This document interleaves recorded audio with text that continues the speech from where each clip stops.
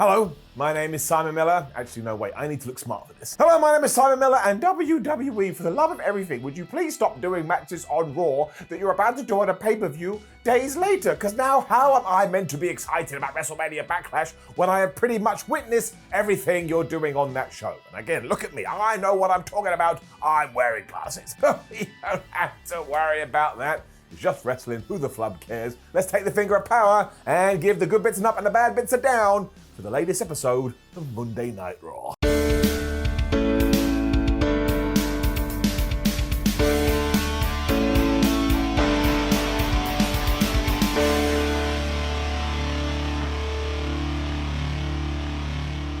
I appreciated two things at the start of this week's Raw. One, we actually had a match. We all know that WWE is obsessed with the opening show promo, so it's nice to get different things. And two, you can't say they're not trying to be creative. The problem was, this still isn't for me, Downs. And as ever, you'd have to be nuts to expect a 3-hour program that airs every single week to cater to your every whim, but I just do not understand this obsession with taking every single thing in the women's division and then tying it in to the women's tag team championships. I mean, I think now we've been doing it for about a year. But yes, it was Charlotte Flair, Nia Jax, and Shayna Baszler taking on Asuka, Mandy Rose, and Dana Brooke, and those two have new music if you should so care.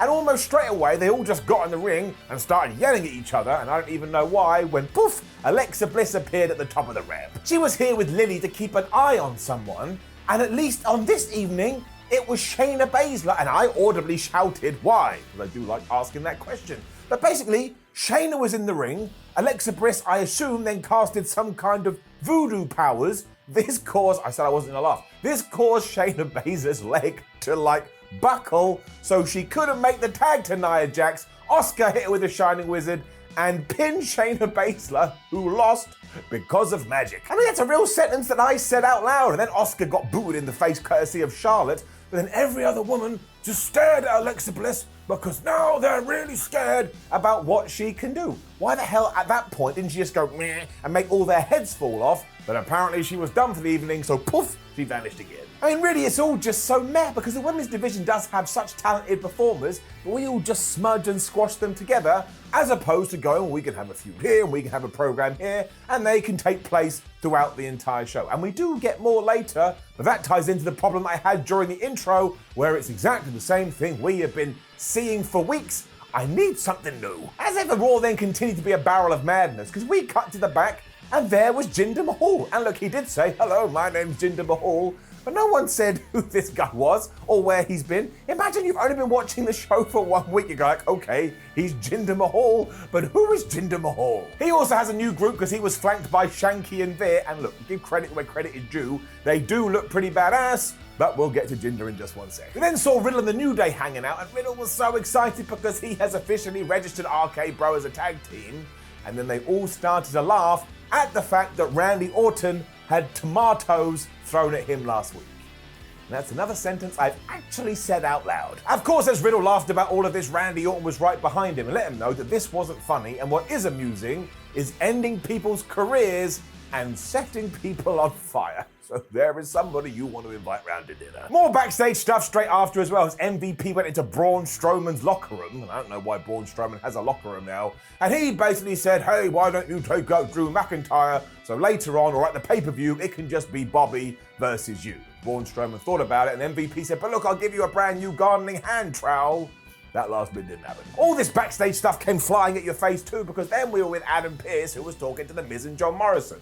And it does seem like we're about to break up Miz and Morrison, but to be honest with you, despite the fact WWE breaks up all of those teams, this one probably does need it, and somebody should take John Morrison and give him a proper main event run. Damian Priest was there too, and essentially John Morrison is going to take on Damian Priest later, and whoever wins can then choose the stipulation for The Miz versus Damian Priest at WrestleMania Backlash. And if you're thinking, haven't I seen this match around about 78,941 times, you are correct. It was then time for Jinder Mahal to make his official return to Raw, and he was taking on Jeff Hardy, who also just reappeared, so I have to assume he fell down a hole and somebody got him out.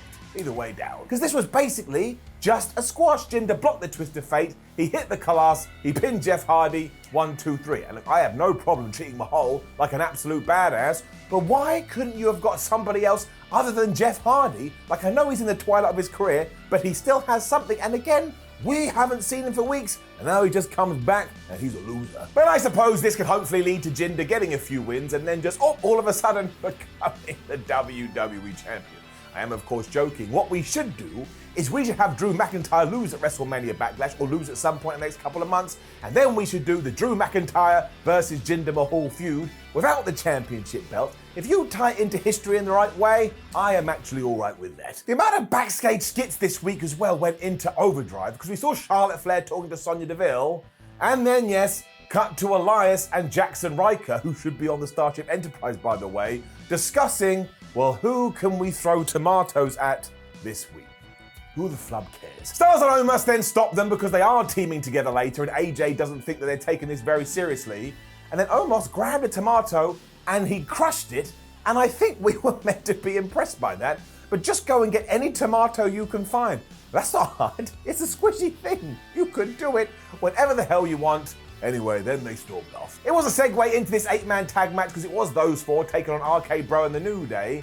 And WWE never drops the ball with this stuff because their in-ring talent is so talented. Omos whooped everybody, which should always be the way, at least for a little while. And then he had a stare-off with Randy Orton. Now, it kind of sucked because we went to commercial break, and when we came back, there was no payoff. So Riddle got beaten up for a little bit, and then so did Xavier Woods. Thankfully, Woods is very well versed in tag team wrestling, so he got Riddle back in there with the hot tag. And honestly, Riddle had Elias beaten in around about 3.7 seconds after he hit the Bro Derek. And if it hadn't been for Omos breaking it up at the last second, that would have been it. And I thought to myself, do you know what? When it comes to in-ring competition, Elias kind of sucks. Oh, and then blind tagged Riddle as he came off the ropes. This was a very good move because Omos basically swatted him out the air like a fly. And then on the outside, Xavier Woods and Kofi Kingston grabbed AJ Styles' feet and they started spinning him around. And the commentators were just like, oh my gosh, they're gonna kill AJ Styles. It just looked really fun. Omos couldn't handle it though, because I guess he wanted to have some playground enjoyment too, so he stormed over there. That allowed Randy Orton to hit the RK onto Elias. 1, 2, 3, we're done. And again, Elias sucks. The entire team celebrated afterwards when Randy Orton dropped the New Day with a couple of RKOs, and Matt Riddle then melted down as a human, and he was like, how are we ever gonna make friends if you treat people like this? RK-Bro are the best thing about Raw, and they genuinely entertained me. Sonya Deville then made a match because of Charlotte Flair, that was kept hush hush secret, between Rhea Ripley and Asuka, and I was like, why are we doing this? Days before they're having a match at a pay-per-view, it's like reaching into my inside and taking my excitement gland and just stomping on it. It just takes away any expectation that I have, but we're gonna get that later. This madness then continued to the point I need somebody to sit me down and explain Raw to me. I'm not joking either. I'll give you my address. It's like 10 Bald Street, Bald Lane. You can come round, we'll have a cup of tea, and you can fill me in, like Craig David. Because Kevin Patrick went to interview MVP and Bobby Lashley, and they were all mad because he stormed in there. And he said, well, reports seem to suggest that you've made a deal with Braun Strowman. I was like, what do you mean reports? We all saw it happen about 45 minutes ago. It's a fact. It's the truth. Who is writing this down like it may happen? It did. Her business blew him off, not like that, and I don't know what the point of this segment was. He just left, and I suppose it was teasing that maybe Strowman was gonna help Bobby Lashley, but who in their right mind would actually believe that? Sheamus versus Humberto Carrillo for the US title was next. I don't even care about ups and downs. I just hope that Humberto is okay. Sheamus cut a promo beforehand saying he was going to destroy Humberto Carrillo, and he kind of accidentally did. And he also took a shot at Adnan Vink on commentary, and I don't believe they were his words, so I don't think that guy is long for this world. But yeah, when Carrillo went for a sunset flip powerbomb over the top rope, Sheamus just landed right on his leg, right on his pelvis, right on his stomach area, and you could tell straight away that something had gone very wrong. I mean, the Irishman is a pretty big dude, and he just fell from the apron and crushed another man. The referee just had to call the match off, which was the right thing to do. I can't stand it when people going, oh, you took me out of the match. Who gives a damn flub? Somebody protect him. And I suppose we'll find out soon, but I will be amazed if he doesn't need some kind of surgery, which doubly sucks, because he only just came back, but still, I'm going to take all of my health and throw it through the camera and hope that Humberto is okay soon. We then had 2 video packages, one of which was for Eva Marie, it was the same as last week, and that made sense. But then we had one for the Lucha House Party, and I couldn't believe it. Are you telling me that we are finally going to do something with these guys? I mean, this certainly suggested it, but it is Raw. They could change their minds tomorrow, Instead, I'll stand here and keep everything crossed because, man, do we know that the tag team division needs more actual teams. It was then time for Shelton Benjamin versus Cedric Alexander. Now, on the one hand, I was disappointed because this was all happening after 1 week of build and you knew they weren't going to get more than 5 minutes. But man, they took their time and they absolutely killed it. I thought this was so damn enjoyable, I'm giving it up. Cedric Alexander also whooped Shelton Benjamin's ass during all of this. I mean, he was dragging, screwing the hell out of his leg, and even when Shelton tried to get back into it, like applying a sharpshooter, Cedric was like, that ain't happening, and he just booted him right in the face. I mean, he even had the damn thing won after the neuralizer, but you know the Alexander character at the moment, or at least we did. We teased it for a little while, and then we forgot about it. He started acting all cocky, he walked over to the commentators like, man, who's the best now? And because of that, from nowhere, Benjamin popped up, he hit the T-bone suplex, which I can't remember seeing for the while, and he got the surprise win. And once again, I'm keeping everything crossed. Please keep this going. For starters, there was no shenanigans, which was very, very nice. But you can now put the blame onto Cedric Alexander's shoulders because he shouldn't have been so arrogant. I was just very sports entertained. Please, please, please let this play out and don't just go and stick it on main event. Then got a reminder that last week Angel Garza shoved a rose up Drew Gulak's ass, and unsurprisingly, Drew Gulak was very upset about this. So he approached Angel as he was doing a photo shoot, and Garza was like, look, you better back off, otherwise I'm gonna take it and I'm gonna stick it down your throat. Now, I don't know about you, but if somebody came up to me and said, hey Simon, I've got this flower, it can either go down your mouth or it can go up your bum, well, I wouldn't pick the latter. Ripley versus Asuka next, and after about 3 minutes, out came Charlotte Flair to her music to let everybody know that she was arriving. Honestly, Raw is just a blank template these days, and you just fill in the names, and then you do the same thing next week, but you fill in new names. However, I do enjoy Asuka versus Rhea Ripley very much, so it can have it up. This entrance did distract Rhea too, which is the curse of being a professional wrestler. But then Asuka fell into this trap as well because Charlotte was on commentary, so when she was on the outside, they just locked eyes with each other, which allowed Rhea Ripley to attack the Empress. But then later on, Rhea Ripley was locking eyes with Charlotte, which allowed Asuka to attack the champ. Even then though, when Asuka got her back in the ring and she thought she was going to finish her off, Rhea Ripley just hit the Riptide from nowhere, and she got the victory. And like I say, I'm doing this match a disservice. It was very, very fun, but everything else was just kind of wacky. Rhea posed afterwards as Charlotte Flair clapped her on, and really the reason I was mostly okay with this is because Rhea didn't lose. You know, she is the champion for goodness sake, and we should be protecting her. And you know WWE, sometimes they just don't care, or they actually forget. Drew McIntyre promo next. He was saying that it was all Braun Strowman's fault what happened last week, but he does understand that if the monster among men, the Gardener, and Bobby Lashley team up, he will be toast. And I like to think that's a stipulation for WrestleMania Backlash now. If Drew is defeated, he will become a slice of grilled bread. And let's face it, Bray Wyatt could absolutely return on Sunday, and do that, he has magical powers as well.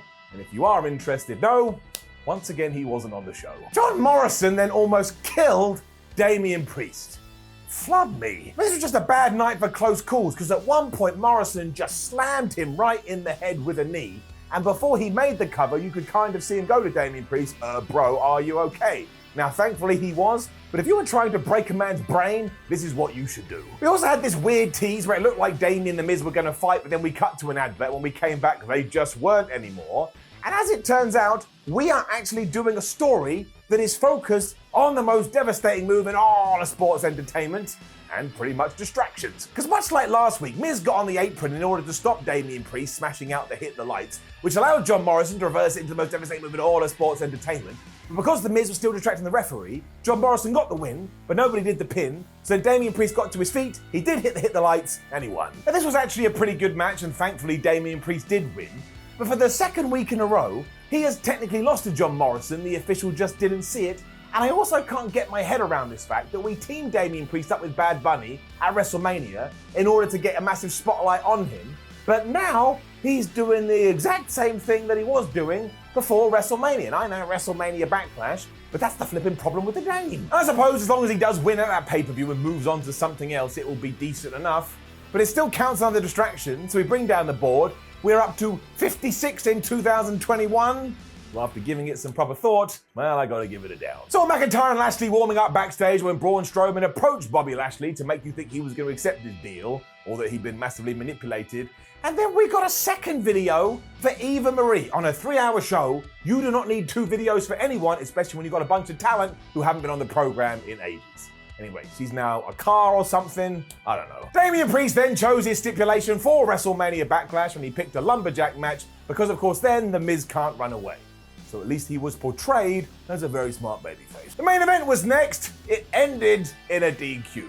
Nope, down. I mean, it's just too much. We do the same thing every single week to the point now, especially when it comes to the main event on Raw, I don't actually buy into it because I don't believe we're going to get a finish. And the really frustrating thing here is that, of course, you should have done some kind of nonsense, some kind of shenanigans because it tied into the story, but I'm just so tired of seeing the same thing every week. It didn't work at all. I mean, the proof is right here. There's the DQ board and it rolls up to 27. With that said, I do really like Bobby Lashley versus Drew McIntyre because they just kick lumps out of each other up. I mean, they smashed each other in the face and then took turns throwing the other person around before Bobby Lashley went for a spear but ate a turnbuckle.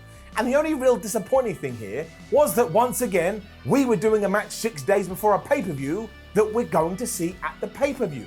It's like the worst roundabout you've ever been on. McIntyre headbutted Lashley before he went for the Claymore kick, but Bobby somehow reversed it just using his whole body as a shield, and that allowed him to lock in the Hurt Lock, but Drew McIntyre's been practicing ever since WrestleMania, and he was able to get out of it. McIntyre burst out the other store with the Claymore, and just as he had it won, all of a sudden we heard, "Wah!" And out came Braun Strowman, who was ready to plant another apple tree.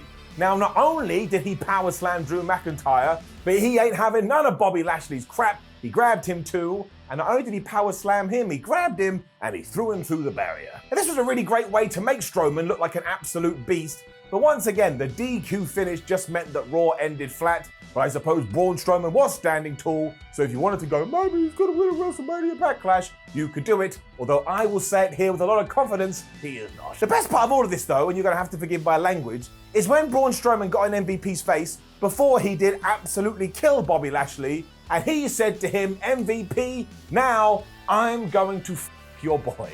I don't think this was meant to be caught up by the cameras, but it was, and I laughed so much, I think I actually grew some hair. This, of course, brought us to the end of the show, and this was actually far better than it has been the last couple of weeks, but it's just the fact it feels like someone is just going copy and paste, copy and paste, copy and paste. We need some fresh talent, we need some fresh storylines, and really we needed it after WrestleMania, because WrestleMania usually is the reset button, but now we have a pay-per-view called WrestleMania Backlash, which has stopped us from doing that. That's really silly, and it's why it's getting a down. Now, don't forget to leave a comment below and let us know what you thought about last night's episode of Raw. Like the video, share the video, and please do subscribe. Head over to whatculture.com where you can read articles about Raw. Make sure you check us out on social media and click a video around my head to stay on the channel. My name is Simon for What Culture. Thank you for joining me as always. I'll see you on the next one.